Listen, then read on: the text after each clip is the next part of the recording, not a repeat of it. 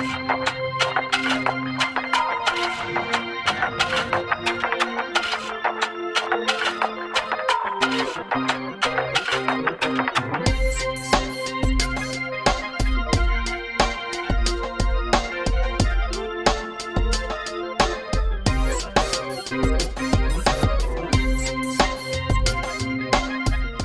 off, let the people know who you are and what you do. What's good, everybody? My name is Thomas Jenkins, aka King T. I'm with Conscious Mind Records. I'm the CEO. I'm a executive producer. I teach at Full Sail University, a part of the Hot Mango Seed podcast. And, I've done everything from produce major shows to performing in major shows over the years. I've worked with a lot of great artists in Central Florida. And hopefully I can teach you something interesting or good during this interview. So what was your vision for Conscious Mind Records? So my vision for Conscious Mind Records is kind of a long story short is what I'll give you here is before Conscious Mind Records, I actually did have another label when I was up in Georgia when I got out the military.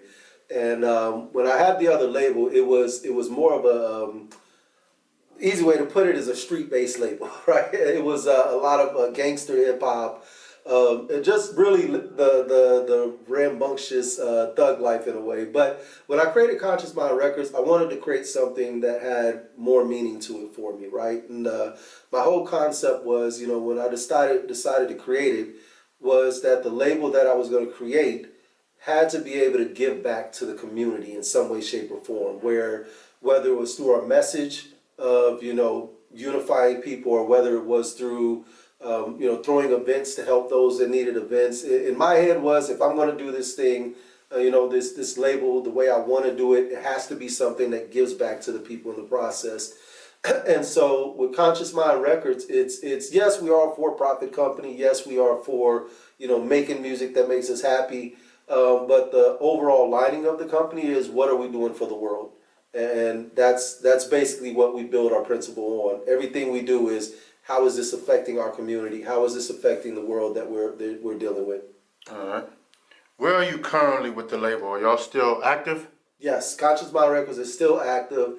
And I'm glad you asked that question, because we're starting our new up-and-coming artist for Conscious Mind Records. Right now, we have an artist by the name of Taj. For those that know me, Taj is my son, Thomas Arthur Jenkins IV, aka DJ. His artist name is Taj. We're actually releasing a song for him. His first single, debut single, is going to be released on Friday, February 24th on all digital platforms, from Spotify to iTunes, Deezer, Pandora. Tonight, actually, I have an interview on 91.5 FM with In Transition Radio and Quest Live, and we're going to be releasing his song. Well, playing the song on the radio, so this will be the first time the world gets to hear it. But yeah, Conscious Mind Records is still active. We still got Soldier Bless, LaRue, myself, King T. We're still all making music. It's just now we're also doing other things in the process, whereas years ago we just focused on the music, and now I'm teaching. Now we have the podcast. Now Soldier is working with films. LaRue, on top of just wrapping up his stay as part of the Universal Funk Orchestra, he's been working on album projects himself. So we've all been busy. It's just we ain't been out in the scene as much, but still making the moves. No doubt, no doubt. How do you approach marketing and distribution with your label? Marketing and distribution it's something that we take a lot of pride in when we're putting content out. One thing I realized, unfortunately, with a lot of indie artists, they don't want to put money behind their marketing. They don't want to, do what it takes of getting, the radio interviews and all the tedious work that goes on in marketing. The way we do it, though, is we look at the overall big picture. We're not just doing social media marketing. We're doing social media. We're doing radio. We're doing things that are free. We're doing things that are going to cost us. It's all about the build-up, and we start building up at least bare minimum a month, sometimes even months and months prior before a project is released. And it all starts with just alerting your people, letting you know that it's coming, right? And so when we start marketing on something, it might be me and T-REXZ working on a song together. Long before the song is done, before it's recorded, I might post up a picture or a video of me and him sitting side by side writing writing on the song, right? Like with Taj, I posted up a while ago of him in the studio and pictures of us with Afro D. Shout out to Afro D's who recorded the song for Taj, right? And so it starts then when you're alerting your fan base, and then from there, we do the simple post ups for a while. We hit a month out and we start doing the small paid advertisements. And then normally if it's an album, he's dropping a single, so we're not doing the listening party. But if it's an album, we're going to do a listening party, and we're inviting key people like you, a DJ, someone that can play that music. So we're getting radio DJs that do clubs. We're doing, people that can do magazine write-ups or blog write-ups about the music we're about to release. We invite probably 75% that we're going to invite to the listening party are going to be industry people who can in some way, shape, or form help spread the music. The other 25% are going to be fans, because we need to get their opinions so we can use those in the ads of what they feel about the music coming out. That's for the marketing. Now, in the distribution, we do it two different ways. One, we do self-distribution, but we also do distribution through Empire Distribution. Empire is the largest digital distributor out right now for music companies here in the United States. We locked in that deal years ago, back in, oh my goodness, I want to say 2015 or around that time, when we went and met with the owner Ghazi at Empire, and the deal was literally just supposed to be about an album. We were working on a dancehall album. We had Bounty Killer and Tonto Metro and Devontae, I-Octane, all these big dancehall artists on it. And so we went out there to get a distribution deal just for the album. And somehow we got lucky enough, where the CEO was in there. So we got to sit down with Ghazi, and we left with a label distribution deal. So anything we put out, we can get put out through them. For projects we're not going to put a lot of money behind. Usually those will be like filler songs where we'll release a song to hold people off until an album is done. For those, we do self-distribution, which is, CD Baby, DistroKid, platforms like those. Mm-hmm. When we're putting money behind a project, like we plan on doing music videos, we plan on putting promotional stuff behind it, then we go through Empire Distribution. So it all depends on how much we're putting into the project that's going to determine how we distribute the albums. Okay. So I know you moved forward with teaching now. What kind of projects and skills do you focus on in your classes? In my class, I focus on not just looking at your creativity as an art, but as a business. One thing you'll find about a lot of independent artists, and I was the same way when I first started. I was all about, the music and the major companies are terrible and they're trying to take advantage of artists, and I was all about just the creative side. But being that way, I found myself spending a lot of money and nothing coming in. It was money going out, very little coming in. And at one point in time, I had to reevaluate how I was doing my music. Instead of just looking at it from an artist perspective, I had to start looking at it from a business perspective. And that's what I teach in my class. I teach product and artist management in the Entertainment Business Masters program. And what I get them to start seeing is the artist, whether we like it or not, we are products. Because your manager or yourself, you are continuously soliciting other people to convince them that your artist, their creative character and their creative work is worth them spending their hard-earned dollars on the tickets to the show or their hard-earned dollars on the music itself, right? And so you have to look at your artist like a product. Well, just like a regular product, an artist needs to be marketed, right? You got to put a comprehensive marketing plan together. On top of that, you have to find all the different avenues of revenue, right? As an artist manager especially, you're constantly looking for money streams. Well, we know nowadays that most people don't buy records, right? Think about the last time you bought somebody else's record other than an indie artist that you just want to support. Whether it's a big artist that puts something out or even indie artists. Think about the last time you spent money on their records, their CDs.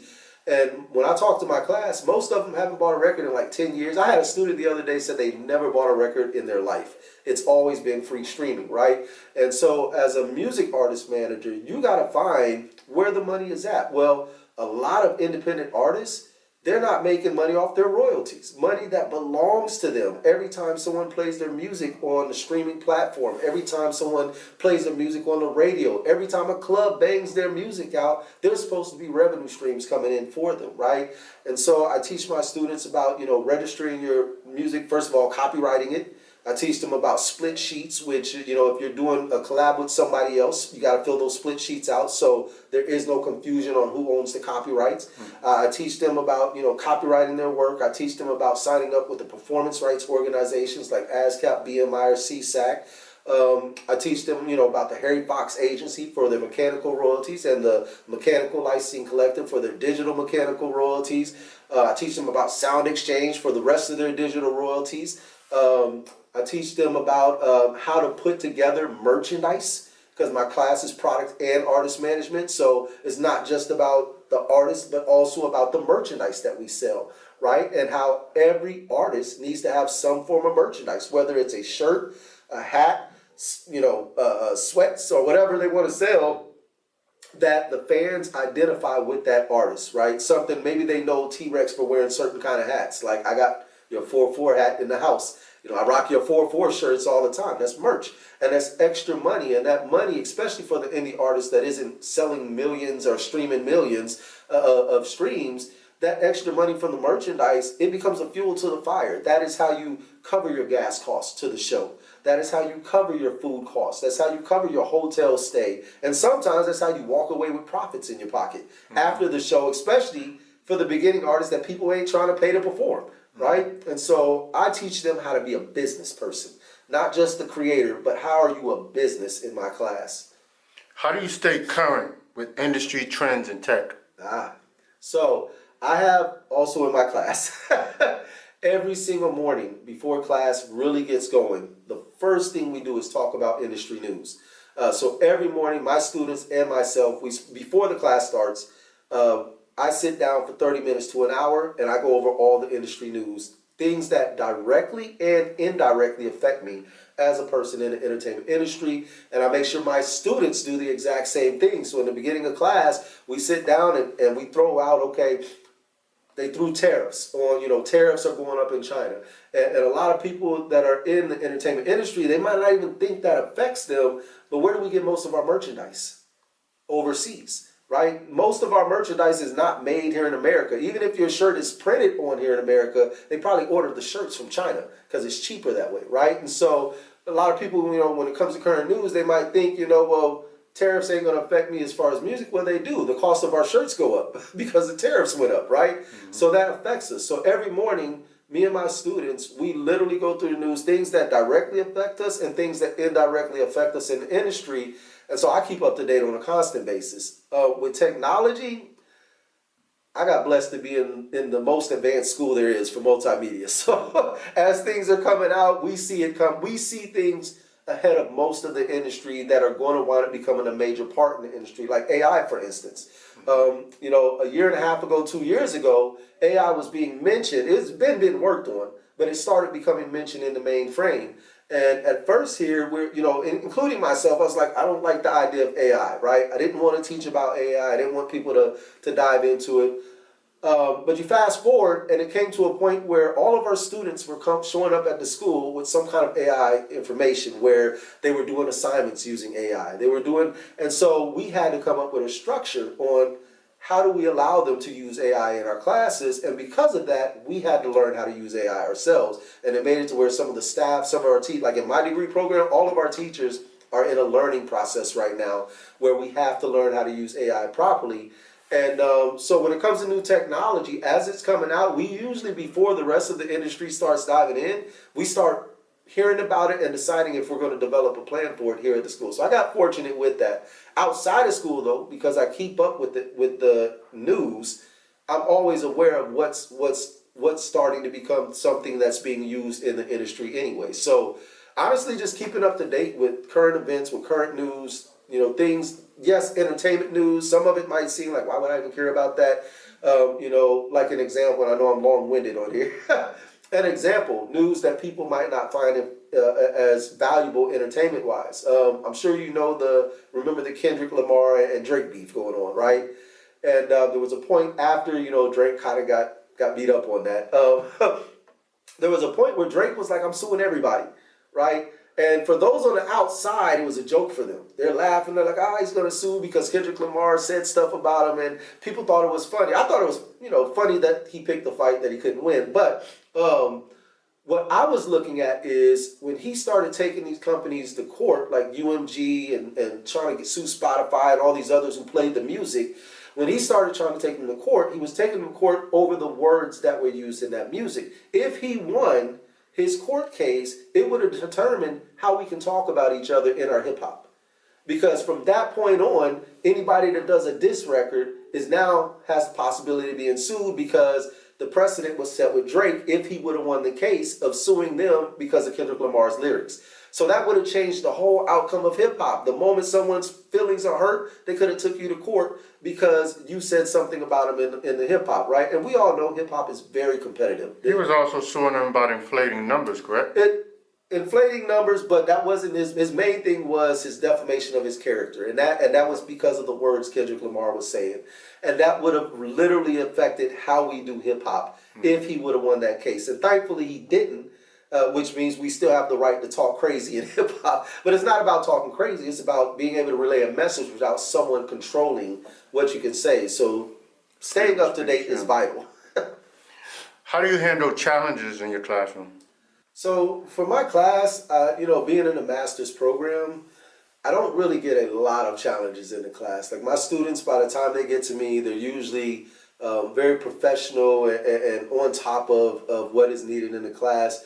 But I'm one of the more, in a way, I want to say I'm one of the more laid back teachers, right? So I build an environment in my class where the students stress as least as possible, but are able to get as much information as possible during my class. So when I'm teaching in a manner of, I teach the lesson, but I give examples on things we've done in real life. I literally teach our life in the class. And I've talked about you before in my class too, as the first place that ever interviewed Conscious Mind Records was your show, right? And so I teach through experience. And so I make it like really a real relaxed environment in my class. They get a lot of information in there. There's very little conflict in there. Yeah. But I'm also one of those people where I don't tolerate conflict.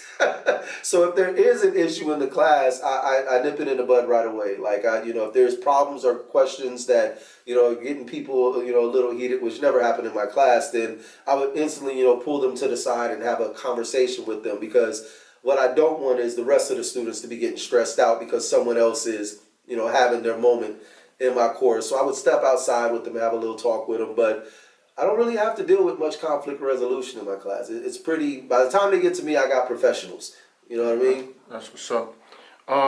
Can you share examples of students who succeeded in the industry?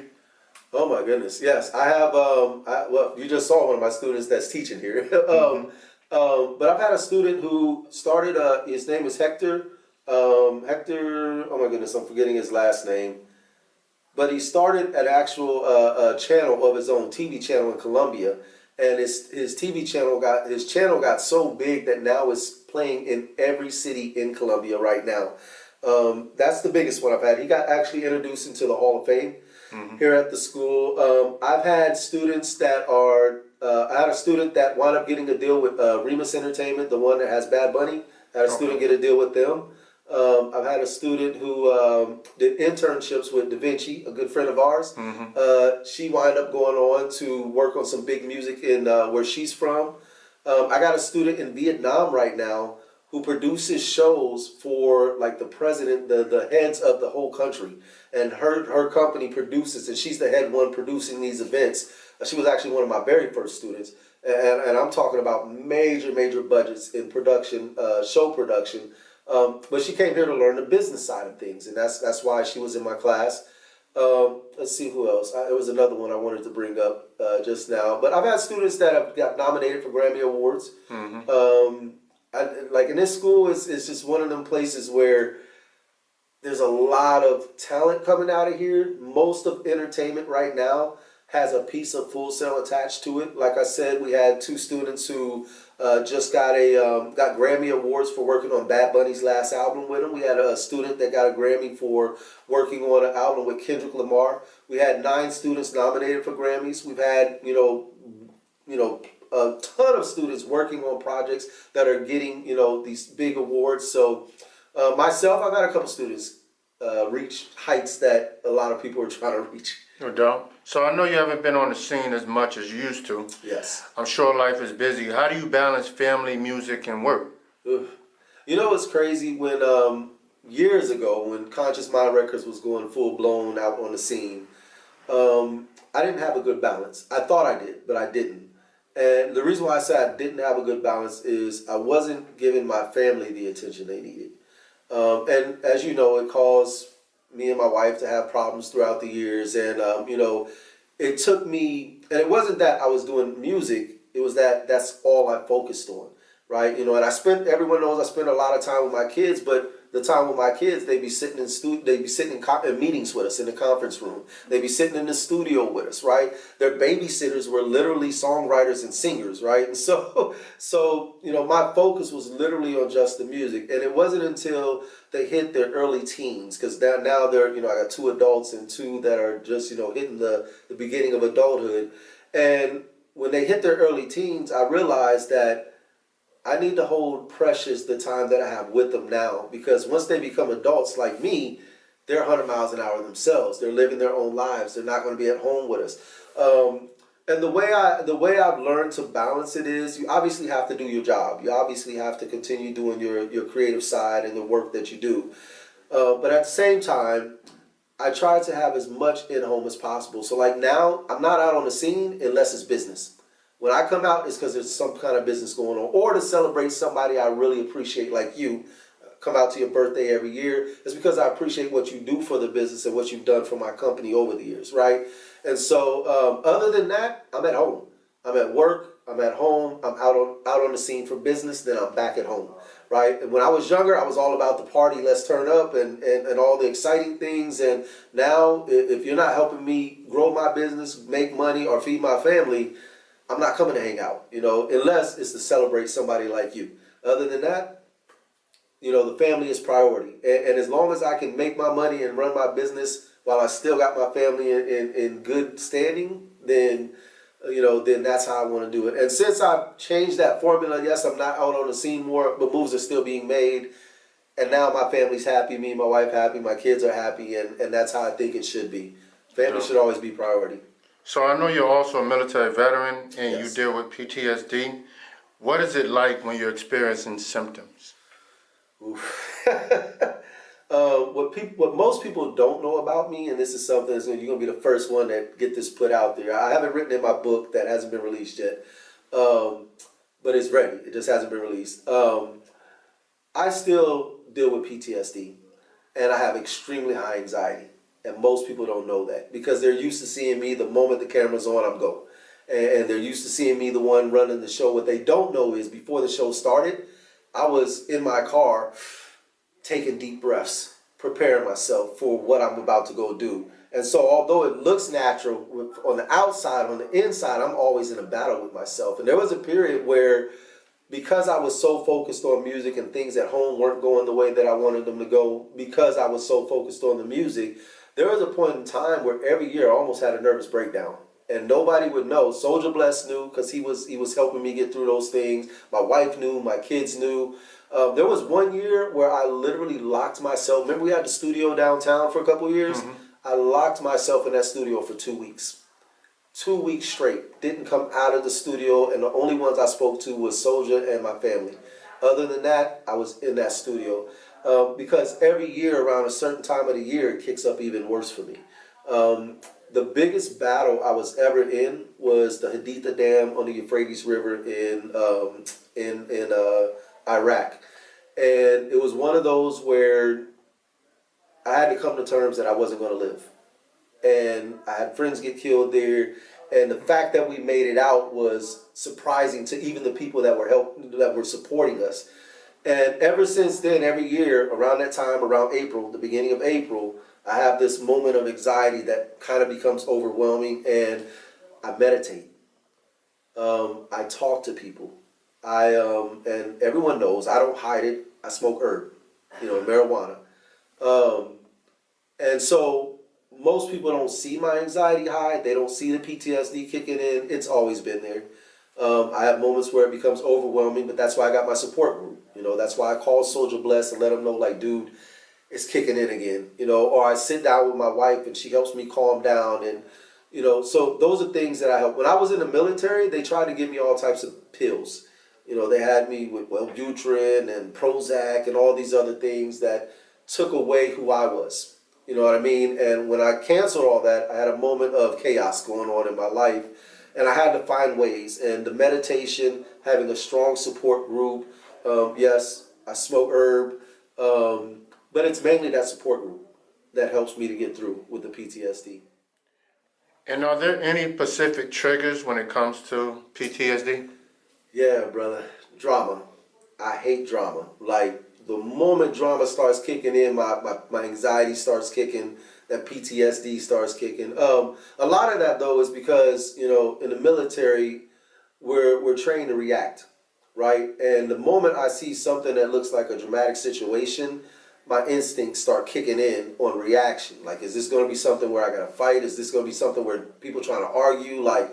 And it really starts amping up my anxiety. And so everyone who knows me knows I live on the vibe of peace. Everything I do, everywhere I go, I'm always talking about peace, right? I'm the first one to try to calm an argument down because, and it is for them, but it's mainly for me. I can't be in those situations anymore. Where back in the day I could be around a whole bunch of drama and it didn't affect me, but now it definitely is a trigger for me.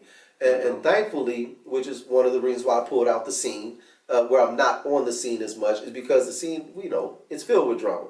People hate me. I'm dealing right now. I got haters, I don't even know who they are. Like, people telling me, you heard about such and such. I'm like, I don't care. He ain't affecting my pockets and he ain't affecting my money, right? And so the moment I see the dramas happening in the area, we either fix it or I'm not doing business over here. Yeah. You know what I mean? And for other people who deal with PTSD as well, are there any resources or support groups that you would recommend? If for those that are like myself, military, there's a lot of support groups out there that you can reach out to. The VA has, psychologists you can go talk to and get help with. For those that, aren't military and don't have access to those things, all I can suggest is you got to find your inner peace, right? And whether that's a place that you go to when the world is getting to you and you calm down, or whether it's a person that you talk to. But you got to find somebody. Don't try to fight things like, especially PTSD, because PTSD is made from something dramatic happening to you, and that's why you have PTSD. And if you try to fight it by yourself, that's a tough battle, man, because, when you have support groups, you can relieve some of that stuff. Like, sometimes my anxiety kicks in and I go talk to my wife. And because I'm able to relay it to someone else, it helps me to calm down a little bit, as opposed to me inside my head. If I'm in my head, I think of the great and the worst that could happen in that situation, and it just overwhelms me. So, support groups wise, the support group, your family, the friends that are closest to you. If you're an entertainer, please let it be somebody that was with you before you started becoming popular. That way they're there authentically. You know what I mean? Because when we were in the height of conscious mind, and there were so many people around us that I didn't know who really liked us or who was just with us because the show or because of the performance or because we were the hot ones everyone was talking about at the time, right? Yeah. So you got to find that support group, man. That's extremely important. No doubt. So what does the next chapter of your life look like for you? Oof. Me and my wife we were talking about this the other day, and how exciting and crazy our lives has been up to this point. Sometimes I feel like God has me in a movie, and I'm like a character in his movie, and it's just, things that people think that never happens. Well, it happens with me, right? From going to war 4 times to building Conscious Mind Records to, once being in the streets and some of the other things that, people know about my past and when I wasn't such a nice guy. But in the future, what I see is now that I'm older, I'm a lot more focused, right? And so when I'm doing things, I'm doing it with real intent for progress. And so what do I see with Conscious Mind Records? Well, I see this label still growing. I see us working on the next generation of artists, which Taj is going to be the first one as our next generation. I see us still pushing the artists that have been with us for a while. I see us still growing and developing those artists like Soulja Bless and LaRue. None of us are done. You know, and for myself, for those that don't know, I'm going to be like Dolly Parton. I'm going to be in my 80s still on stage. So it ain't never over. But also for myself, I'm looking to get into politics a little bit. Right, and so there might come a time where I'm running for office. You know, whether it's for a local district seat or whether it's going for for even bigger position somewhere else down the road. That's something I see myself doing, getting into politics. Whatever I do, it has to be something that gives back to the world, where I can help other people out. And you know, I'm still doing activist stuff. I'm still fighting against the establishment that's trying to hold us down. I'm very vocal. Everyone knows that. About it, but I don't know. I just see, you know, life it's like a roller coaster, man. Like half the time it's going up and half the time it's going down, and you gotta find how do you capitalize on every single, whether you're winning or losing. How do you come out with either a experience that taught you something, or with the victory that comes with it, and that's my plan for the future. What do you feel about the current state of music in the world and also in our city? I think the music industry is in for a shift right now, because now we have AI being implemented in the entire process, from the recording of the music to the mixing of the music. Artists are making music completely out of AI. A couple months back, I had a friend of mine hit me up. He's not a music person. He doesn't make music. He produces shows, but he doesn't make music. And he had made a song for his wife for their anniversary. And he's like, look, dude, I just created on Suno, and he's like, I just created a country song for my anniversary for my wife. I want you to tell me what you think about it. Now, this person can't sing, he can't make beats, he has no skill at all when it comes to the creative side of music. Man, I listened to that song and it was perfect. It sounded like something on the radio. And so what we have to realize now is the industry is shifting dramatically. It's almost like the internet just showed up. Right? Remember when the internet showed up, everything started changing to how we did our music. Now we're competing against technology, AI. And so what used to be a lot of people in the music industry that their music is created by themselves, this is from their own inspiration, their own things. Now we're going to be competing against people that have AI artists. Well, the artists are like Timberland, signed an AI artist, nothing but AI. And so we're competing against those now. The problem I see though with that is it's going to dull the creativity. Where as we grew up, you had to you either had a natural talent or you had to learn how to be creative in your work. Where nowadays we're competing against people that literally type in a couple prompts and an entire song is being made, and that's who our competition is now. I see our market being flooded, is going to be flooded with a lot of music, but what they cannot flood and take away is going to be the live performers, because you can sing all day AI, but when it comes to the concert, people prefer to see a real life person at the show, right? So I see the state of, one thing I can tell you about entertainment, music more specifically, is there's always going to be changes, but it's never going to be done, right? And so as a creator myself, I'm not going to let AI take over my creativity. I'm a natural creator. I don't need AI to do it. But I do see the new up and coming artists to where, they might do part of the creation with AI and part of it separately. And I got to learn how to compete against these people. I see the state of the music industry still growing. At one point it was worth over $36 billion in value worldwide. The internet showed up and it got chopped in half. So it went from 36 billion down to $15 billion in value. As time has been going on, right now we're at $29 billion in value. So over 20 something years, we've never quite gotten back to where we were. And we will get there. We'll surpass that 36 billion over time. But I see our industry adjusting as far as how music is made, as far as how it is distributed. And one of the things I realized a shift in is how people consume our music, right? Because it used to be you bought a record or a cassette tape or something physical, and then it went to where people are streaming it on these platforms. Now there's going to be even more immersive ways that they can listen to our music, like going into metaverses or where the artist will be able to, in a hologram, pop up in front of you and perform, right? And so the industry's changing. It's always going to change. The question is, how do you fit in as the industry's changing? I see the Orlando music scene getting strong. It hasn't slowed down over the years. Yeah, the artists change as time goes because we got older. Now the younger guys are being seen out there. But this place is a gold mine of talent. A gold mine of talent, and I think it just needs the right people that are willing to help take some of these artists to the next level, the right way, business way, and not just us doing it as we go with the flow. You know what I mean? Yes, sir. Is there anyone you would like to thank for making you the leader you become? God. Great name. Ain't nobody else. No, there's a lot of people I want to thank. God is definitely the number one being that I would like to give thanks to, because without the life He's given me, the trials, the tribulations, and the glory, I would not be the man I am today. Along the way, though, along with helping along the way, Soldier Bless. Dude, man, if ever God can put you someone on your team that's a ride or die, it's Soldier, man. When I started Conscious Mind Records, him and his wife, they knew nothing about the music industry. And they both sat down with me and helped me come up with Conscious Mind Records, the name and the structure for the company. And they did it off of the strength, not off of me promising anything. It was, we know this. And for most of the time we've had Conscious Mind, I was the sole owner of Conscious Mind Records. It wasn't until I started looking back over the years and I'm like, man, everything I did, Soldier was right there with me.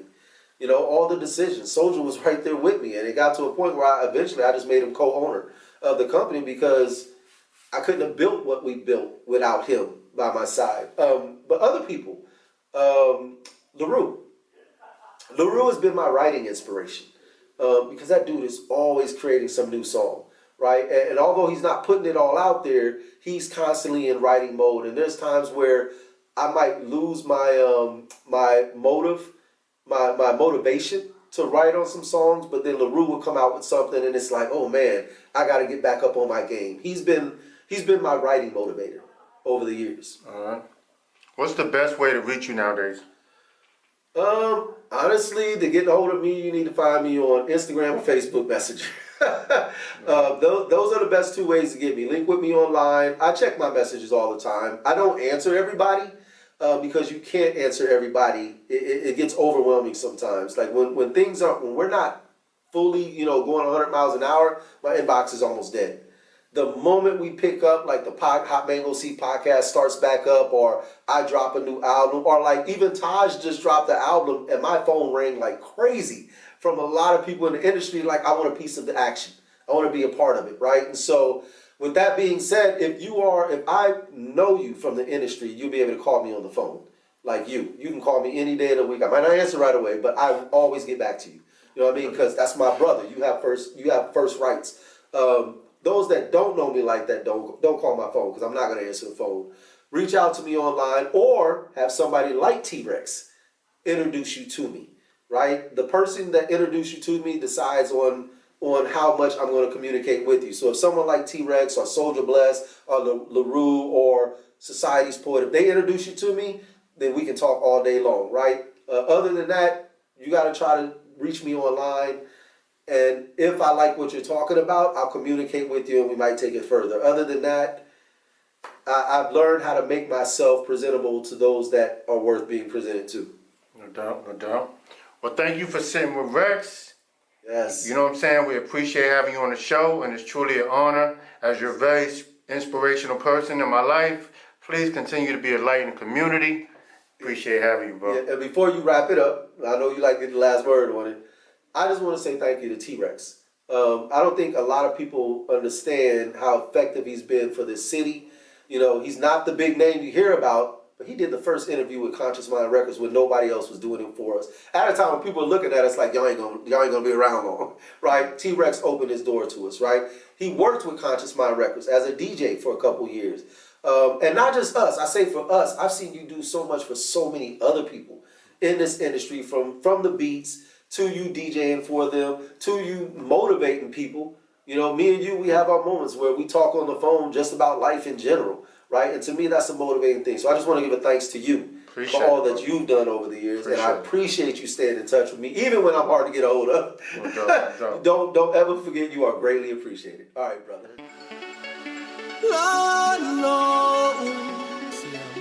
Yeah. I woke up in the morning, so I'm thanking God. Yeah. It's all bless again. It is the again.